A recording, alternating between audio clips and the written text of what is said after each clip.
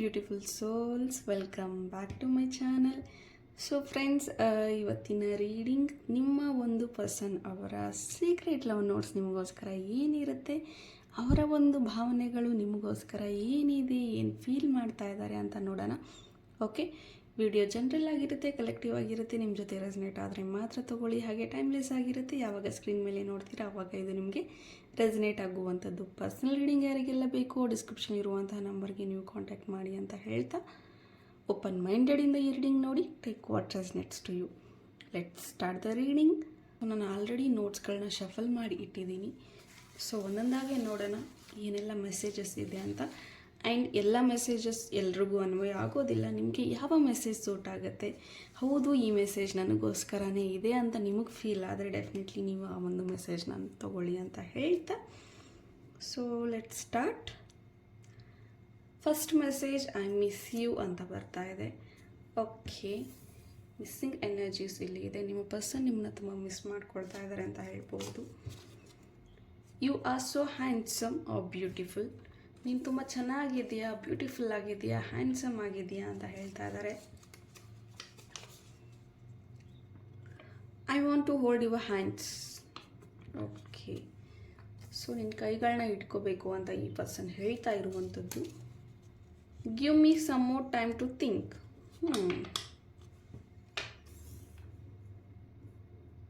I think no contact energies ಇದೆ, ಅಥವಾ long distance relationship ಕೂಡ ಇದೆ ಇಲ್ಲಿ ಅಂತ ಹೇಳ್ಬಹುದು. ಮ್ಯಾರೇಜ್ ಕಮಿಟ್ಮೆಂಟ್ ಬೇಕಾಗಿದೆ ಅಥವಾ ಲವ್ ಕಮಿಟ್ಮೆಂಟ್ ಬೇಕಾಗಿದೆ. ಫ್ರೆಂಡ್ಸ್ ಇದ್ದೀರಾ, ಈ ಪರ್ಸನ್ಗೆ ನೀವು ಪ್ರಪೋಸ್ ಮಾಡಿರುವಂಥದ್ದು.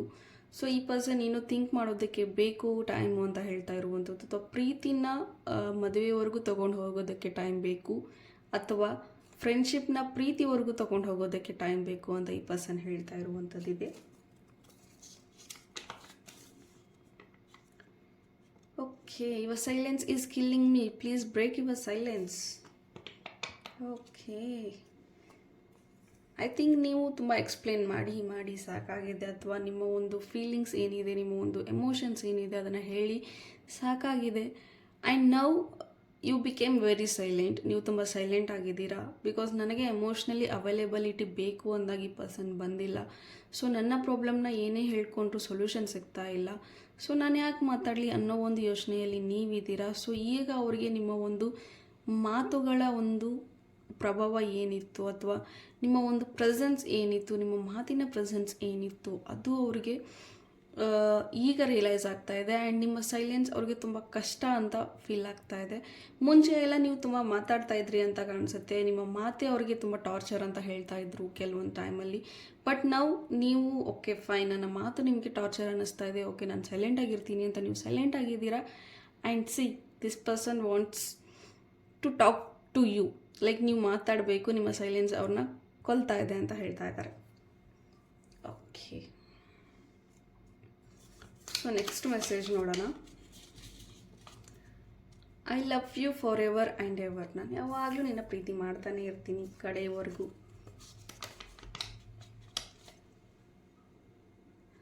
I will forever keep on loving you the way I did at the start. Okay, so ನಾನು ಮುಂಚೆ ಹೇಗೆ ಪ್ರೀತಿ ಮಾಡ್ತಾ ಇದ್ದೆ, ಈಗಲೂ ಪ್ರೀತಿ ಮಾಡ್ತೀನಿ, ಮುಂದಿನೂ ಪ್ರೀತಿ ಮಾಡ್ತಾನೆ ಇರ್ತೀನಿ, ನಾನು ಇರೋವರೆಗೂ ನಾನು ಪ್ರೀತಿ ಮಾಡ್ತಾನೆ ಇರ್ತೀನಿ ಅಂತ ಹೇಳ್ತಾ ಇದ್ದಾರೆ.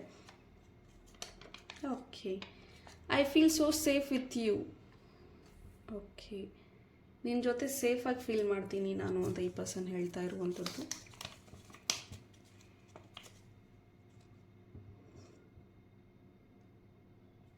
I need to sort things out first before I can come to you.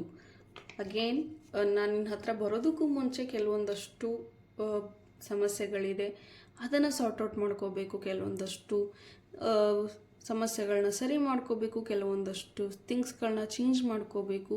ಆವಾಗ ನಾನು ನಿನಗೆ 100% ಕೊಡೋಕ್ಕೆ ಸಾಧ್ಯ.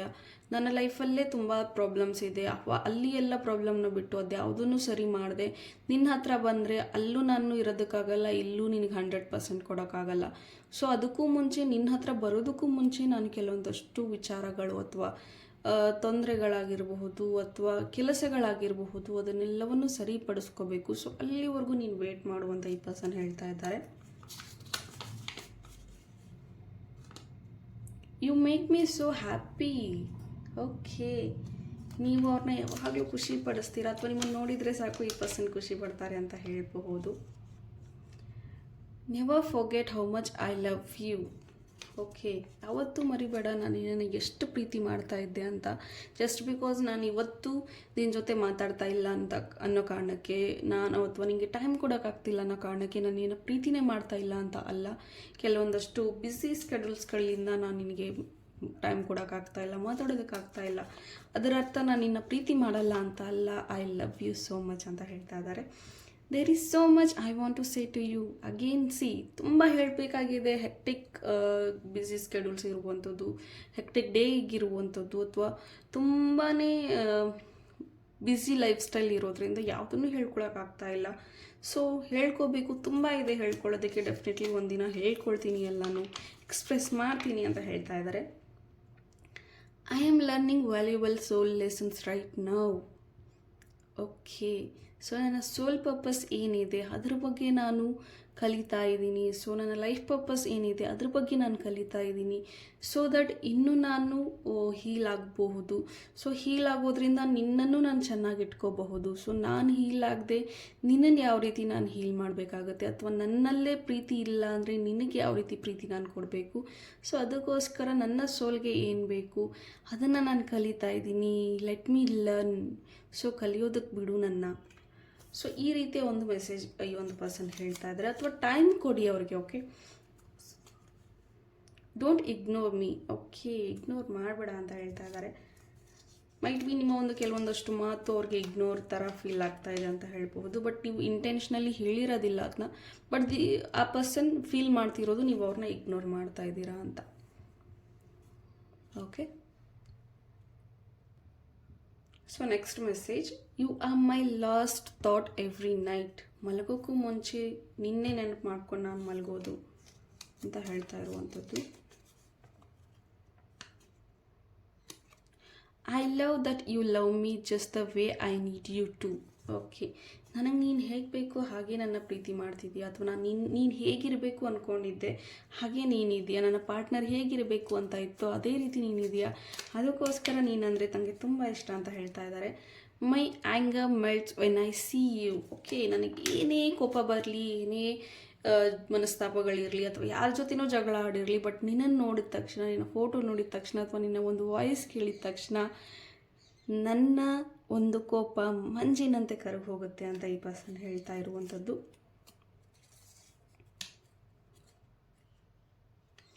I am thankful to have you in my life. Okay, so ನೀವು ಅವ್ರ ಲೈಫಲ್ಲಿ ಇರೋದಕ್ಕೆ ತುಂಬ ಥ್ಯಾಂಕ್ಫುಲ್ ಆಗಿದ್ದಾರೆ ಅಂತ ಹೇಳ್ತಾ ಇದ್ದಾರೆ. ಮೈಟ್ ಬಿ ತುಂಬ ಕಷ್ಟದ ಟೈಮಲ್ಲಿ ನೀವು ಅವ್ರ ಜೊತೆಗೆ ನಿಂತಿದ್ದೀರಾ ಅಂತ ಹೇಳ್ಬೋದು. ಖುಷಿಯಲ್ಲಿ ನೀವು ಎಷ್ಟು ಜೊತೆಗಿದ್ರೋ ಏನೋ ಗೊತ್ತಿಲ್ಲ, ಬಟ್ ಕಷ್ಟದಲ್ಲಿ ಮಾತ್ರ ತುಂಬ ಜೊತೆಗಿದ್ರಿ. ಪ್ರತಿಯೊಂದು ಕಷ್ಟ ಅಂದರೆ ಸಾಕು, ಅಥವಾ ಅವ್ರಿಗೆ ನೋವು ಅಂದರೆ ಸಾಕು, ನೀವು ಫಸ್ಟ್ ಅವೈಲೇಬಲ್ ಆಗಿರ್ತೀರಾ ಅಂತ ಹೇಳಬಹುದು.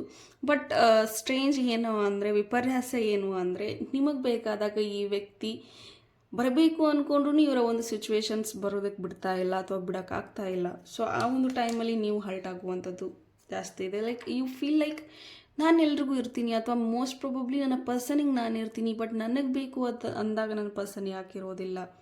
ಸೊ ಈ ರೀತಿಯ ಒಂದು ಕ್ವಶನ್ ಮಾರ್ಕ್ ನಿಮಗೆ ಬರುವಂಥ ಚಾನ್ಸಸ್ ಇದೆ, ಅಥವಾ ಬಂದಿರಬಹುದು already. Okay, I need you in my life. Okay, ನನಗೆ ನೀನು ಬೇಕು ಅಂತ ಹೇಳ್ತಾ ಇದ್ದಾರೆ ಈ person. You have the best smile. Okay, you have the best smile ಅಂತಿದ್ದಾರೆ ಈ person. Thanks for making me laugh when I don't even want to smile. Okay, so ಇವ್ರು ತುಂಬ ಬೇಜಾರಾದಾಗ, ದುಃಖದಲ್ಲಿದ್ದಾಗ ಯಾವಾಗಲೂ ನೀವು ಅವ್ರನ್ನ ನಗಿಸ್ತಾನೆ ಇರ್ತೀರಾ ಅಂತ ಹೇಳ್ಬೋದು. ಇವರ ಒಂದು ಟಫೆಸ್ಟ್ ಟೈಮಲ್ಲೂ ಕೂಡ ನೀವು ಏನಾದರೂ ಹೇಳಿ ಇವರ ಮೂಡನ್ನ ಸರಿ ಮಾಡಿಬಿಡ್ತೀರಾ ಅಂತ ಹೇಳ್ಬೋದು. Every song reminds me of you. ಪ್ರತಿಯೊಂದು ಸಾಂಗು ನಿನ್ನ ನೆನಪು ಮಾಡುತ್ತೆ. ನಾವು ಕೇಳುವಂಥ ಸಾಂಗ್ ತುಂಬ ನೆನಪು ಮಾಡುತ್ತೆ ಅಂತ ಹೇಳಬಹುದು. ಸೊ ಈ ಒಂದು ಪರ್ಸನ್ ತುಂಬಾ ಸಾಂಗ್ನ ಕೇಳ್ತಾರೆ ಅಂತ ಹೇಳ್ಬೋದು. ಮ್ಯೂಸಿಕ್ ಲವರ್ ಇರುವಂಥದ್ದು ಇರಬಹುದು. How are you. ಓಕೆ, ಹೇಗಿದೆಯಾ ಅಂತ. Last but the not the least, last message. How are you ಅಂತ ಕೇಳ್ತಾ ಇದ್ದಾರೆ. ಹೇಗಿದೆಯಾ ಅಂತ ಈ ಪರ್ಸನ್ ಕೇಳ್ತಾ ಇರುವಂಥದ್ದು ನಿಮ್ಮನ್ನ. ಓಕೆ, ಸೊ ಇದಾಗಿತ್ತು ನಿಮ್ಮ ಒಂದು ಲವ್ ನೋಟ್ಸ್. ಹೋಪ್ ಈ ರೀಡಿಂಗ್ ನಿಮಗೆ ಇಷ್ಟ ಆಗಿದೆ ಅಂತ ಭಾವಿಸ್ತೀನಿ. ಇಷ್ಟ ಆಗಿದರೆ ಕಮೆಂಟಲ್ಲಿ ತಿಳಿಸಿ. Thank you, God bless you all. And for accurate clarification ಅಥವಾ ಅಕ್ಯುರೇಟ್ ರೀಡಿಂಗಿಗೆ, ನಿಮ್ಮ ಒಂದು ಕನ್ಫ್ಯೂಷನ್ಸ್ಗೆ ಕ್ಲಾರಿಟಿ ಬೇಕು ಅಂದರೆ ಪರ್ಸ್ನಲ್ ರೀಡಿಂಗ್ನ ತಗೋಬಹುದು.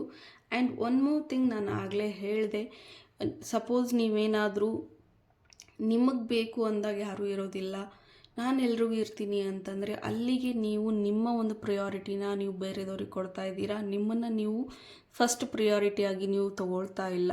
ಸೊ ಫಸ್ಟ್ ನಮ್ಮನ್ನು ನಾವು ಪ್ರಿಯಾರಿಟಿಯಾಗಿ ಇಟ್ಕೊಂಡ್ರೆ ಮಾತ್ರ ಎಲ್ಲ ರಿಲೇಷನ್ಶಿಪ್ಗಳು ಬ್ಯಾಲೆನ್ಸ್ಡ್ ಇರೋದಕ್ಕೆ ಸಾಧ್ಯ ಅಂತ ಹೇಳ್ತಾ, ಫಸ್ಟ್ ನಿಮ್ಮನ್ನು ನೀವು ಅವೈಲೇಬಲ್ ಮಾಡ್ಕೊಳ್ಳಿ. ನಿಮಗೆ ಏನು ಬೇಕೋ ಅದಕ್ಕೆ ಸೆಲ್ಫ್ ಅವೈಲೇಬಲ್ ಮಾಡ್ಕೊಳ್ಳಿ. ಸೆಲ್ಫ್ ಪ್ರಿಯಾರಿಟಿ ಅನ್ನೋದನ್ನು ಮಾಡ್ಕೊಳ್ಳಿ. ಸೆಲ್ಫ್ ಲವ್ ಅನ್ನೋದನ್ನು ಮಾಡ್ಕೊಳ್ಳಿ. ಡೆಫಿನೆಟ್ಲಿ ನಿಮ್ಮ ಒಂದು ಲೈಫಲ್ಲಿ ತುಂಬ ಮೇಜರ್ ಚೇಂಜಸ್ ಅನ್ನೋದು ಆಗುತ್ತೆ ಅಂತ ಹೇಳ್ತಾ, ಅಗೇನ್